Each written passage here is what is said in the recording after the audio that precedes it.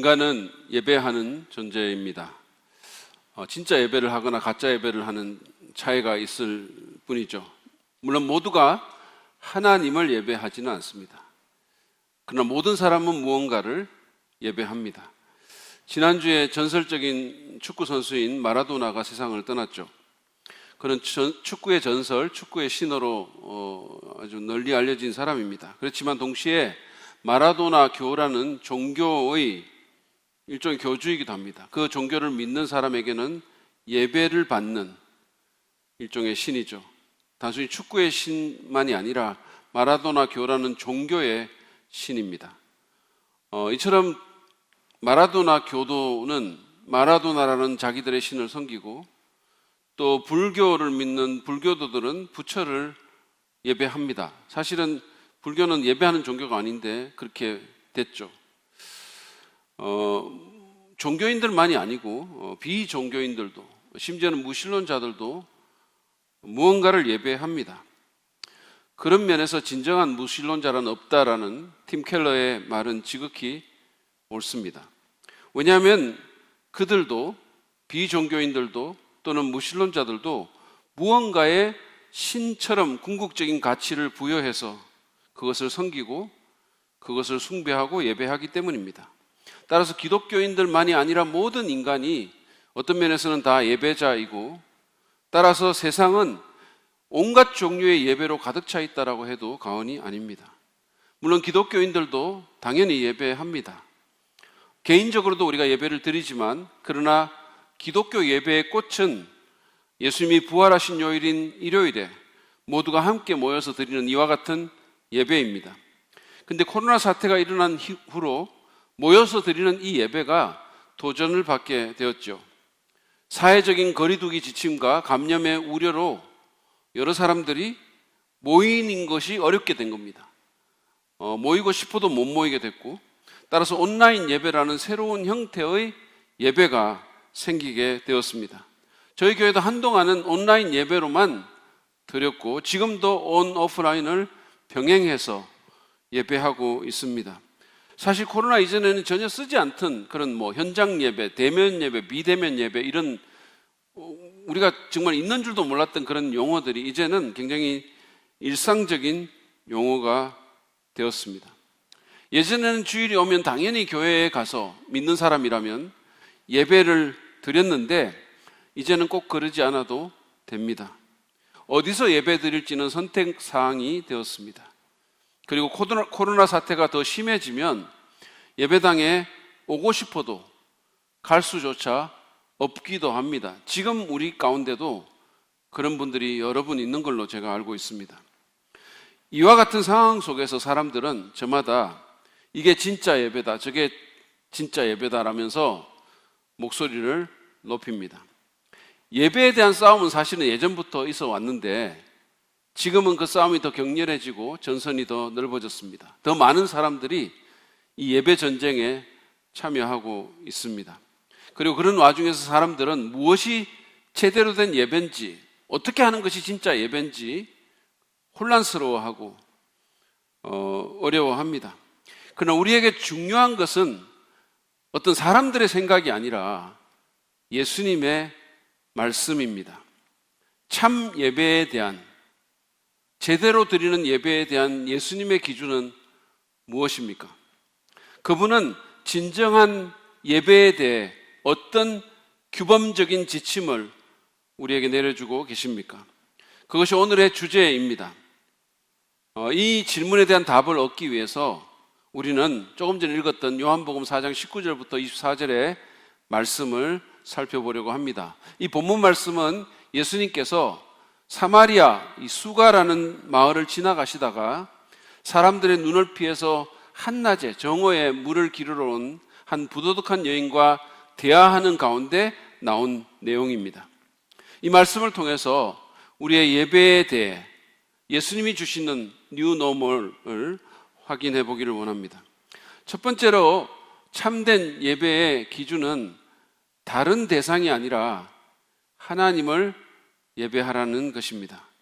예수님께서는 예배에 대한 대화를 하시면서 예배의 대상을 5번이나 이 짧은 구절에서 특정해 주셨습니다. 그 대상은 21절에는 아버지로, 그리고 22절에는 아는 분으로, 그리고 23절에는 다시 아버지로 두 번, 그리고 24절에는 영이신 하나님으로 표현하셨습니다. 이 아버지라는 용어는 예수님께서 하나님을 지칭할 때 종종 쓰시던 그런 표현 방법이었고, 주님은 당신의 제자들에게도 하나님을 그렇게 부르라고 가르쳐 주셨던 그런 용어입니다.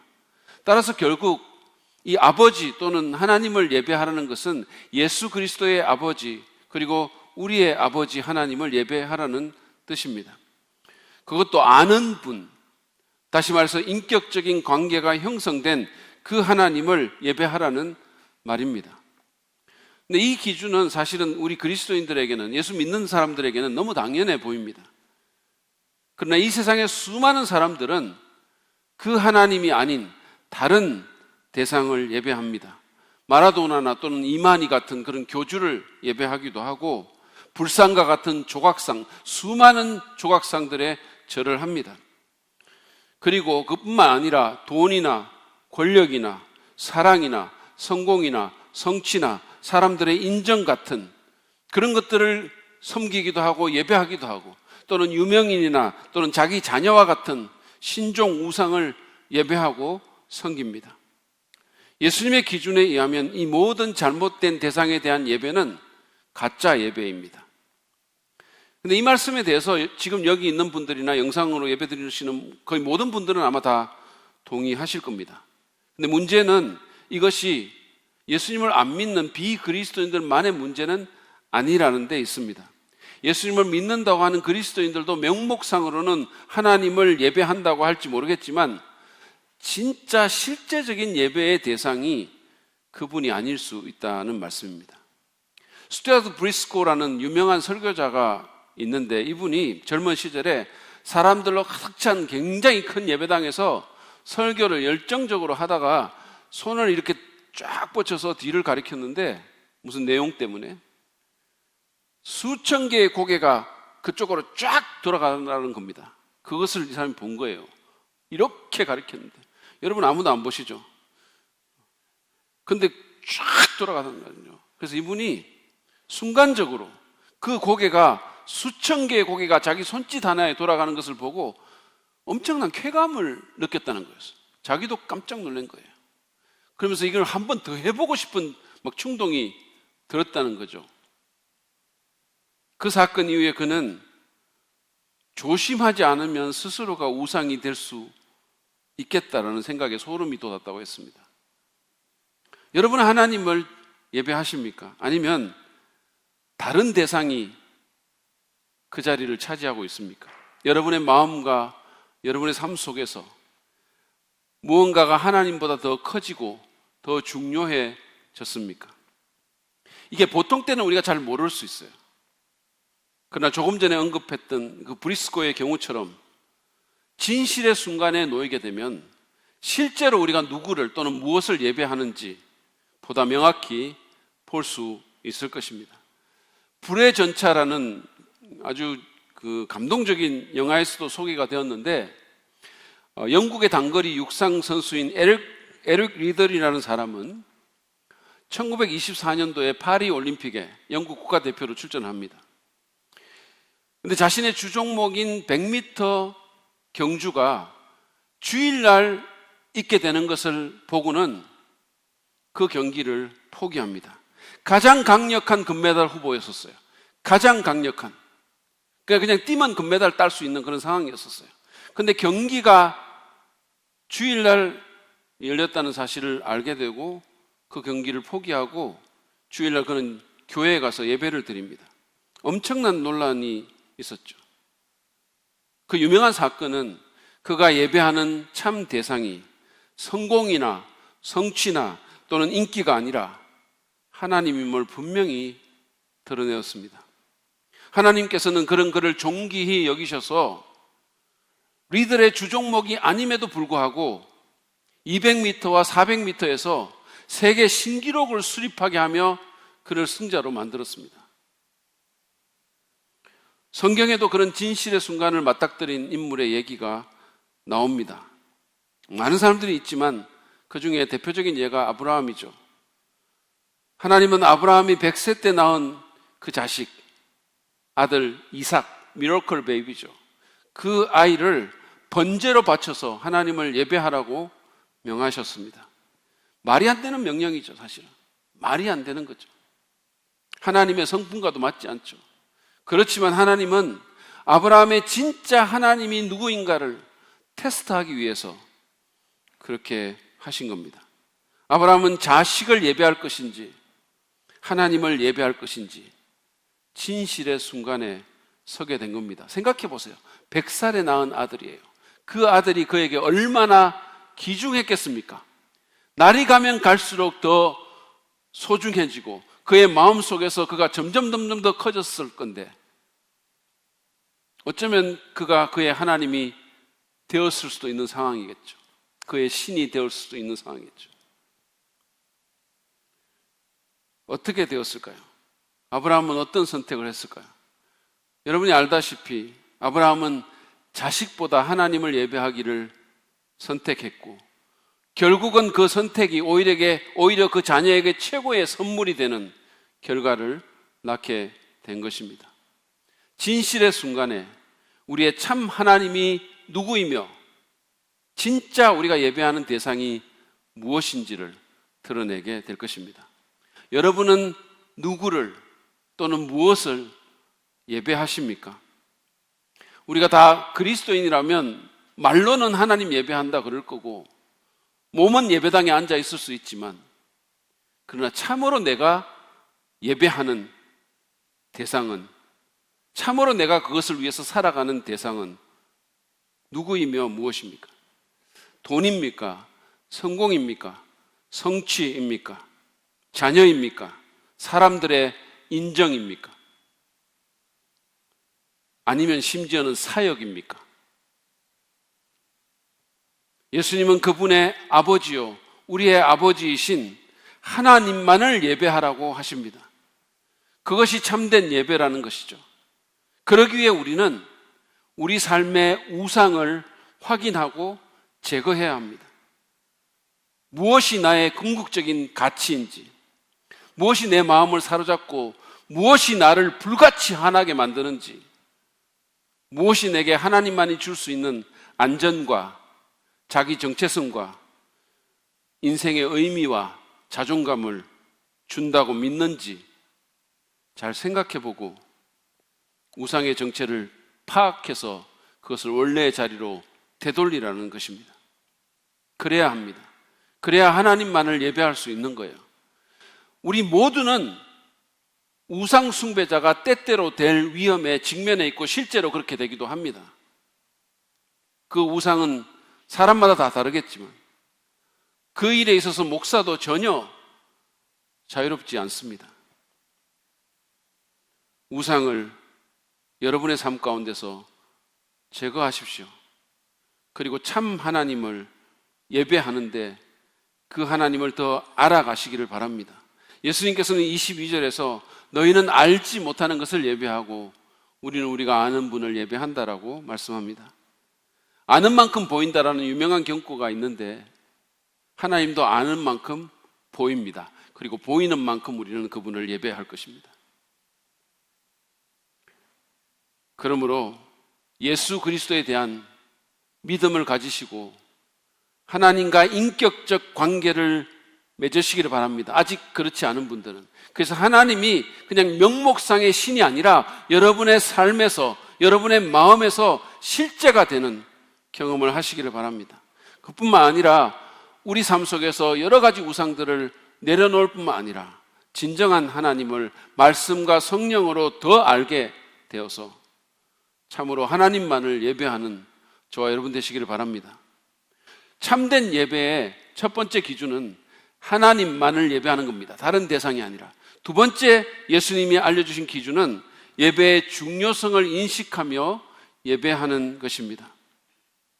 예배가 얼마나 중요한지, 얼마나 우선순위의 탑에 가야 하는지를 인식하며 예배해야 한다는 말씀입니다. 23절을 보시죠. 참되게 예배를 드리는 사람들이 영과 진리로 아버지께 예배를 드릴 때가 온다. 지금이 바로 그때이다. 아버지께서는 이렇게 예배를 드리는 사람들을 찾으신다. 이 구절의 앞부분, 영과 진리 부분에 대해서는 제가 조금 이따 더 자세하게 설명을 드리겠습니다. 일단 뒷부분을 보시면 하나님 아버지께서는 제대로 예배드리는 사람을 찾으신다라는 겁니다. 참된 예배가 하나님의 주된 관심사라는 말씀입니다. 그분이 그런 예배자를 찾고 계신다는 거예요. 여러분, 성경을 보시면 하나님은 설교 잘하는 사람이나 또는 유창하게 기도하는 사람을 찾는다고 말씀하지 않습니다. 사역 열심히 하는 사람, 은사나 능력이 많은 사람, 박사학위 있는 사람, 베스트셀러 작가 또는 심지어 전도왕, 헌금왕을 찾는다고 말씀하지도 않습니다. 하나님은 그 어떤 것보다 하나님께 제대로 예배하는 사람을 찾으신다는 겁니다. 그것은 하나님께 예배보다는 더 중요한 것이 없음을 우리에게 말해줍니다. 그러면 하나님께서는 당신에 대한 예배를 왜 그처럼 중요하게 여기실까요? 하나님이 자기밖에는 모르는 우주의 에고이스트이기 때문일까요? 만약에 그렇다면 그분이 자기 아들을 주시는 희생을 하면서까지 우리를 살려주시고 우리를 사랑하실 리가 없죠. 아니면 하나님이 뭔가 부족해서 그런 것일까요? 예배하라고, 그래야 내가 채워진다고. 여러분, 우리는 사실은 사람들의 인정과 칭찬이 때때로 필요하지만 하나님은 그렇지 않습니다. 최근에 제가 위기의 시대에 어떻게 살 것인가라는 그런 책을 냈습니다. 근데 책을 제가 낼 때마다 한동안 그렇게 하는데 요즘 제가 아침에 일어나서 하는 그런 일종의 루틴? 일종의 리추얼이 있어요. 그것은 하나님께 감사하면서 이 책을 사용해 달라고 1시간 동안 간절히 기도하는 일입니다. 라고 말하면 얼마나 좋겠습니까? 근데 제가 그렇게 하지 않고 제가 하는 일이 있어요. 그게 뭐냐면 아침에 제가 휴대폰으로 인터넷 서점을 쭉 돌면서 판매 지수나 순위를 확인하는 거예요. 제가 너무 영적이지 않아서 죄송합니다. 물론 기도도 합니다. 그리고 제가 SNS 같은 데 이렇게 올라온 책과 관련된 멘트를 봅니다. 지난 목요일에는 굉장히 기분이 좋았는데, 왜냐하면 예스24나 알라딘이나 인터파크나 가피폴 같은 데 거의 제가 아는 온라인 서점의 순위가 다 올라간 거예요. 판매 지수가 올라갔어요. 그래서 너무 기분이 좋았습니다. 얼마 전에 무화과 나무에 열매가 없어도 기뻐하라고 설교한 사람이 이런 걸로 기뻐하려니까 참 마음이 좀 그랬는데, 그래도 기쁜 걸 어떡하겠습니까? 기쁘더라고요. 그리고 그 전 얼마 전에는 출판사 대표의 이런 글이 페이스북에 떴어요. 대형 서점 종교 담당 MD의 아침 전화다. 위기의 시대에 어떻게 살 것인가 신간이 도착 안 했다고. 사소하나 결코 사소하지 않은 일, 놀랍다. 알다시피 개신교 국내 저자의 경우 몇몇을 제외하고는 여간에서 MD가 반응하지 않는데 이 반응은 좋은 일이다. 콘텐츠의 힘, 저자의 힘이다. 이재기 목사님 축하드립니다. 저자가 되어주셔서 감사합니다. 이 글을 제가 읽는 순간에 자존감이 팍팍 살아나는 거예요. 그래서 제가 엄청 중요한 사람이 된 것 같은 그런 느낌을 갖기도 했습니다. 저는 그 대표의 댓글에 출판사의 힘이죠 라고 겸손히 대답했지만 속으로는 맞아, 저자의 힘이지. 책 13권을 그냥 냈겠어?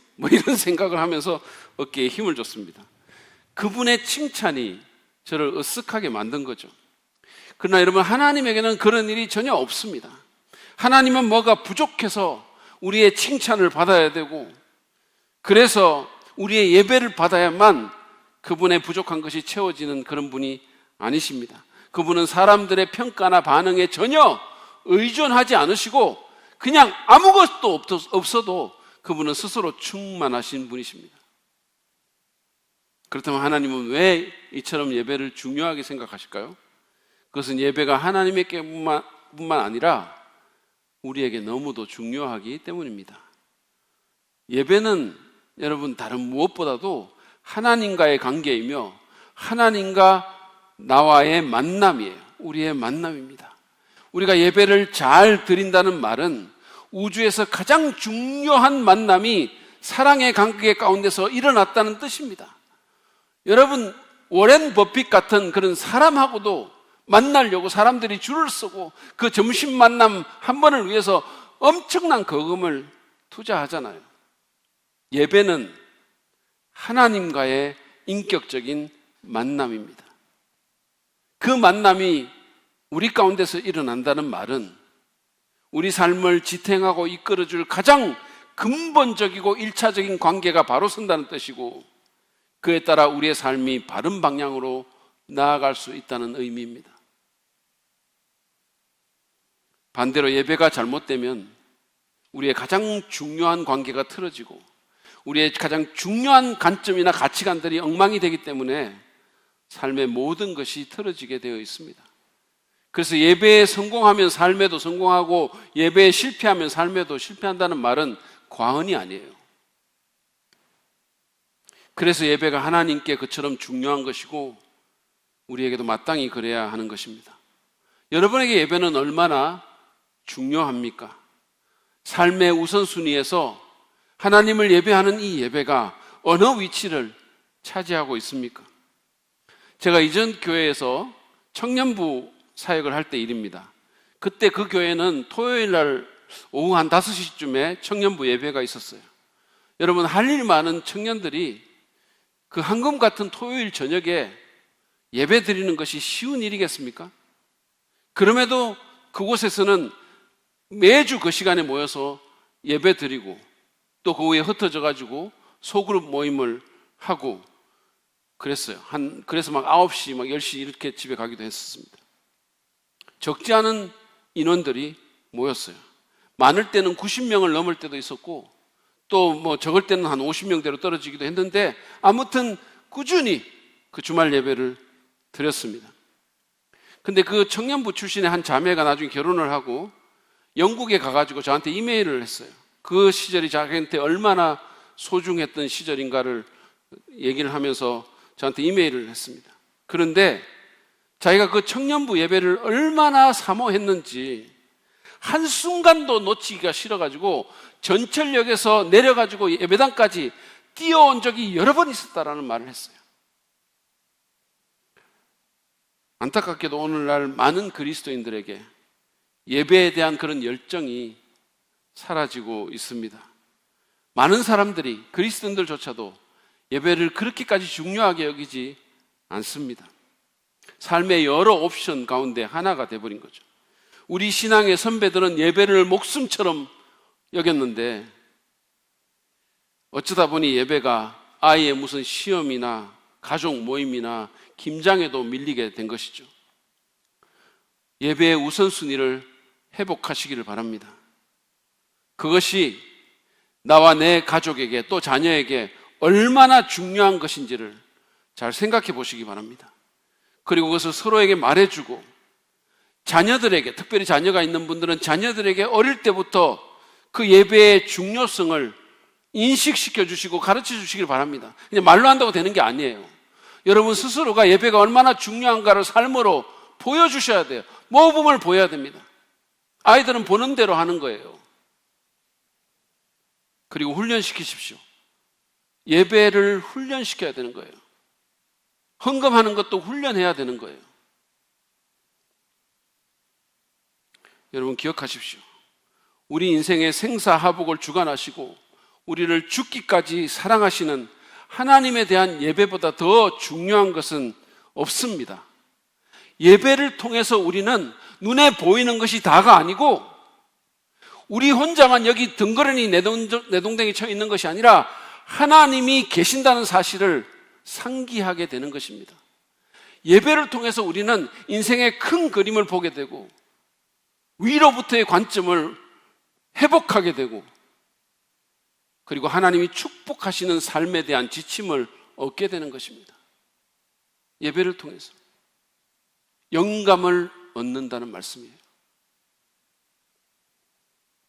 그래서 한 작가는 예배가 인생 최고의 가치라고 했고, 존 맥아더 목사님은 예배는 그리스도인들의 최고의 우선순위다라고 말하기도 했습니다. 여러분, 예배는 사소한 것이 아닙니다. 삶에 지대한 영향을 미치는 중대사이고 하나님의 최대 관심사예요. 여러분의 자녀들이 인류대학 들어간다고 인류 인생 사는 거 아닙니다. 반드시.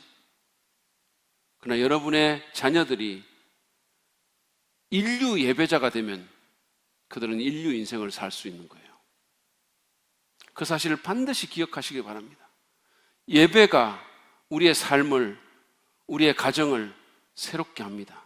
그 중요성을 인식하고 우선순위를 회복하며 그 우선순위를 갖고 하나님 앞에 예배 드리십시오.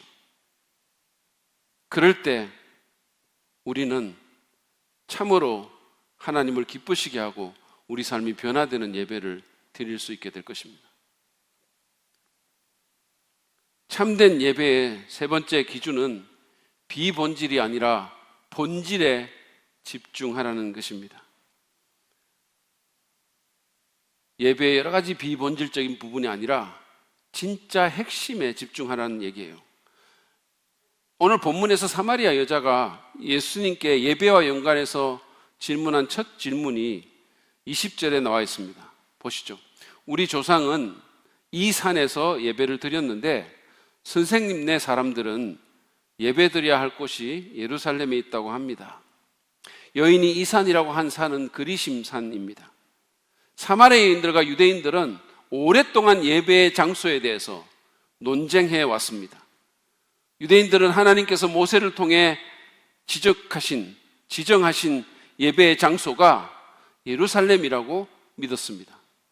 그러나 사마리아 사람들은 그곳이 아니라 그리심산이라고 생각했죠.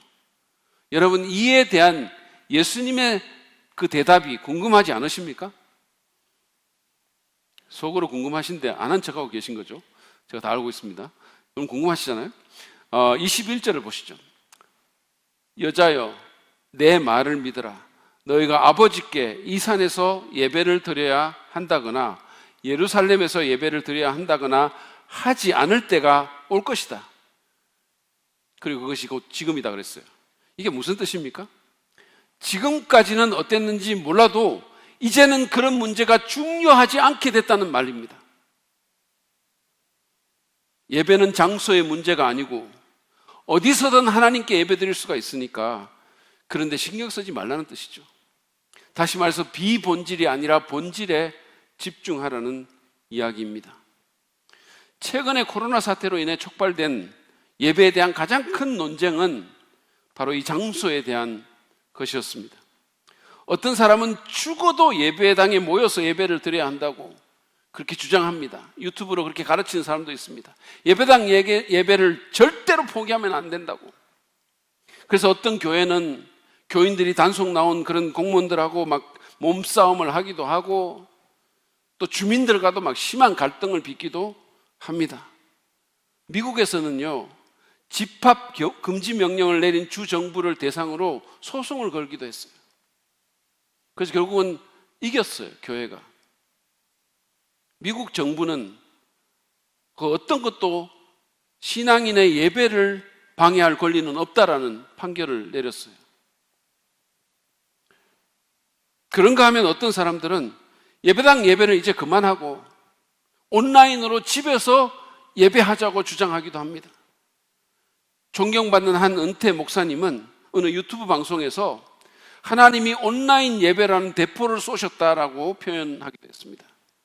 이게 무슨 말이냐 하면 우리가 칼이나 활과 같은 재래식 무기를 갖고 전쟁을 할 때는 성을 쌓는 것이 굉장히 중요했고 성의 존재가 너무 중요했는데 대포가 발명된 후로는 성이 아무 소용이 없게 된 것처럼 이제 예배당이 필요 없게 됐다는 뜻입니다. 그분은 코로나가 끝나도 계속해서 온라인 예배를 드리겠다는 그런 사람들의 통계를 인용하면서 그들이 온라인 예배를 통해서 진정한 예배를 경험했기 때문에 그런 통계 결과가 나온 것이라고 주장하기도 했는데 제가 볼 때는 좀 잘못된 해석이라고 생각합니다. 반드시 그런 건 아닙니다. 아무튼 그래서 그분은 코로나를 통한 이 온라인 예배는 하나님께서 일으키신 제2의 종교 개혁이라는 겁니다. 그래서 코로나가 끝나더라도 예배당에 모이지 말고 계속해서 온라인 예배를 드려야 한다는 그런 주장을 해가지고 엄청난 논란을 불러일으켰습니다. 그런데 사실 제가 볼 때는 이런 논쟁은 결국은 예배의 비본질에 대한 논쟁입니다. 예배당에서 드려야 할 건지 아니면 온라인을 통한 다른 장소에서 드려야 할 건지에 대한 그런 장소 논쟁 아닙니까? 그리심산 예루살렘 논쟁과 뭐가 다릅니까? 사실 예배에 대한 많은 논쟁은 이처럼 비본질적인 문제에 대한 것입니다. 찬송과 찬송을 부를 것인가, CCM을 부를 것인가, 악기는 뭘로 쓸 것인가, 찬양할 때 손을 들 것인가 말 것인가, 성경은 어떤 번역본으로 볼 것인가, 옷은 또 어떻게 입을 것인가, 축도는 할 것인가 말 것인가, 한다면 어떻게 할 것인가, 성가대를 할 건가, 찬양팀을 할 건가, 다 비본질적인 논제들입니다. 예수님은 예배의 본질에 집중할 것을 주문하십니다. 그러면 본질은 뭡니까? 먼저 23절 상반절 한번 보시죠. 참되게 예배를 드리는 사람들이 영과 진리로 아버지께 예배를 드릴 때가 온다. 지금이 바로 그때이다. 24절도 비슷한 내용입니다. 보시죠. 하나님은 영이시다. 그러므로 하나님께 예배를 드리는 사람은 영과 진리로 예배를 드려야 한다.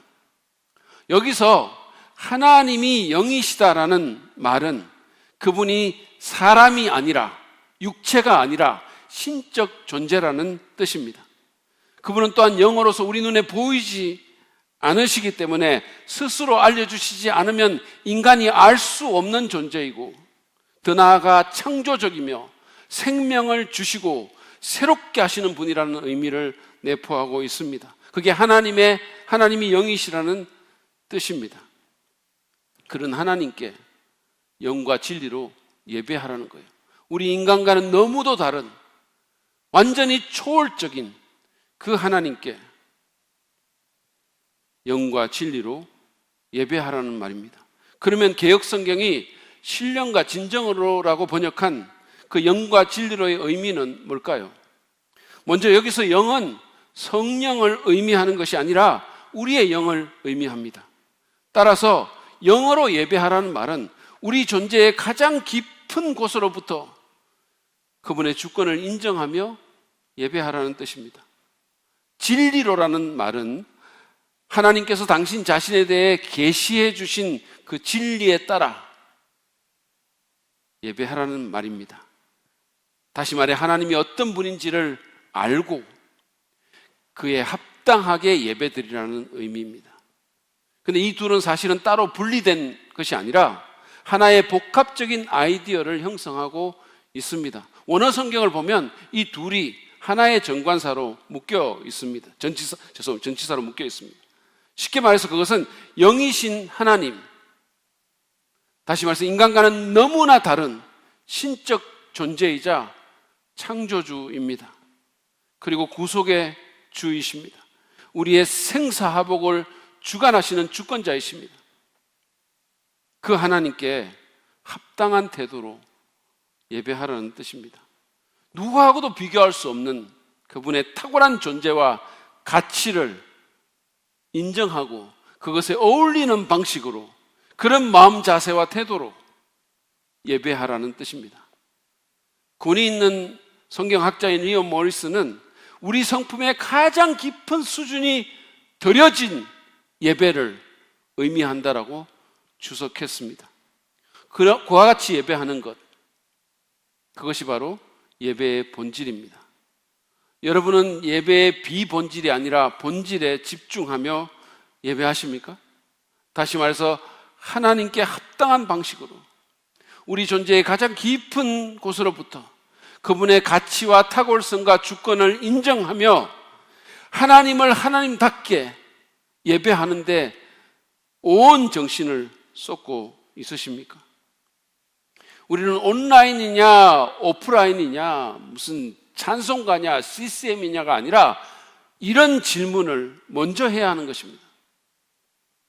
만약에 우리가 정말로 영과 진리로 예배드릴 수 있다면 장소는 부차적인 문제일 따름입니다. 여러분 생각해 보십시오. 예배당에서 아무리 정장 입고 예배 드리더라도 계속해서 졸거나 주의 산만하거나 아니면 마음으로 딴 생각하고 앉아 있으면 그걸 제대로 된 예배라고 할 수 있을까요? 그게 하나님의 가치에 어울리는 예배라고 말할 수 있을까요?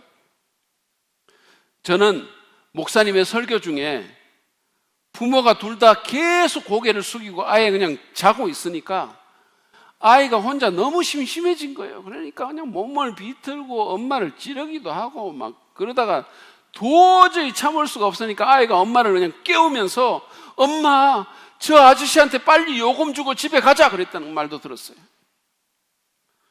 여러분, 예배당이 참된 예배를 보장해 주지 않습니다. 그냥 예배당에 앉아 있는 것이 하나님께 참된 예배를 드리는 조건이 아니라는 말씀이에요. 그렇지만 일반적으로는 아까 그 목사님 말씀과는 달리 예배당이 아무래도 예배에 집중하는 데 도움이 되는 것도 사실입니다. 우리 교회 성도들이 온라인 예배를 이렇게 드려보다가 한 말들이 있어요. 처음에는 괜찮았는데 이게 갈수록 좀 흐트러지더라는 거죠. 늦게 일어나기도 하고. 저는 우리 성도 중에 한 사람이 집에서 빨래를 돌려놓고 온라인 예배를 드리다가 설교에 거의 집중하지 못했다라는 그런 말도 들었어요. 누구라고 말하지 않겠습니다. 사실 제가 누군지 몰라요. 모르는 게 더 좋을 것 같아가지고 그 말 들을 때 누구냐고 묻지도 않았습니다. 근데 사실 그런 일만 있겠습니까? 강아지 응가도 치우기도 하고 카톡 확인도 하고 화장실도 가고 다양한 일들이 있을 수 있죠. 물론 다 그렇다는 말은 아닙니다. 집이나 또는 사무실에서 정말로 영이신 하나님께 합당한 태도로 예배하는 사람도 있을 수 있습니다. 그렇다면 그것은 진정한 예배를 드린 겁니다. 어느 곳이든 주님은 계시고 어느 곳이든 성소가 될 수 있는 거죠. 포인트는 이것입니다. 비본질이 아니라 본질에 집중해서 하나님의 가치와 탁월성과 존엄에 어울리는 태도와 마음 자세로 예배하라는 말씀입니다. 사람들이 보면 다른 사람 이렇게 보는 사람도 있고 저 사람 왜 손을 들지 이런 사람도 있고 그런가 하면 자기가 또 다른 사람을 의식해가지고 막 자유롭지 못한 사람도 있고 이 모든 것들은 사실은 하나님께 어울리는 예배의 태도가 아닌 거죠. 영과 진리로 예배하는데 집중하십시오. 다른 데 신경 쓰지 말고 온 마음과 정성과 뜻을 다해 최고의 존재이신 우리의 삶을 최고로 바꿔놓을 수 있으신 그 하나님을 예배하는 일에 자신을 드리라는 말씀입니다. 그것이 예수님의 예배에 대한 뉴노멀입니다. 모든 비본질을 넘어 영과 진리로 드리는 그 예배의 본질에 집중하십시오. 왜냐하면 그분은 우리를 위해 모든 것을 드렸기 때문입니다. 그래서 하나님을 영화롭게 하고 하나님의 영광스러운 임재를 경험할 수 있기를 바랍니다. 여기서 세상과는 다른 초월을 경험하시고 세상에서 경험할 수 없는 은혜를 누리는 저와 여러분 되시기를 바랍니다. 오늘 우리는 예배에 대한 예수님의 기준을 들었습니다. 그것은 우상이 아닌 하나님을 예배하는 것, 그리고 예배의 중요성과 우선순위를 인식하며 예배하는 것, 그리고 비본질이 아니라 본질에 집중하며 영과 진리로 예배하라는 것입니다. 이제 이 말씀에 따라서 우리의 예배를 평가해보고 회개할 것을 회개하고 하나님 보시기에 합당한 예배자로 서겠다고 참된 예배자로 살겠다고 결단하시기 바랍니다. 우리 삶 가운데 우리도 모르게 들어온 우상이 있다면 하나님보다 더 중요해지고 나도 모르는 사이에 그것을 생각하며 그것을 위해 살고 있는 어떤 것이 생겼다면 그 우상을 이 시간에 단호히 제거하게 해달라고 주 앞에 기도하며 결단합시다. 그리고 예배의 영을 부어주셔서 정말 타는 목마름으로, 목마른 사슴이 시냇물을 찾기에 갈급한 같은 그 갈급함으로 주님을 더 사모하며 더 뜨겁게 열정적으로 하나님을 예배하는 우리가 되게 해달라고 그렇게 기도합시다. 그래서 그 무엇과도 비교할 수 없는 예배의 참된 기쁨을 누리고 온 우주에서 가장 매력적이고 가장 중요한 존재와의 관계가 점점 더 깊어질 뿐만 아니라 새로운 관점, 거룩한 임재를 경험함으로 우리 삶도 하나님이 기뻐하시는 아름다운 삶으로 변화되는 그런 축복이 있기를 간절히 바랍니다. 이 시간이 여러분에게 그런 시간이 되기를 축복합니다.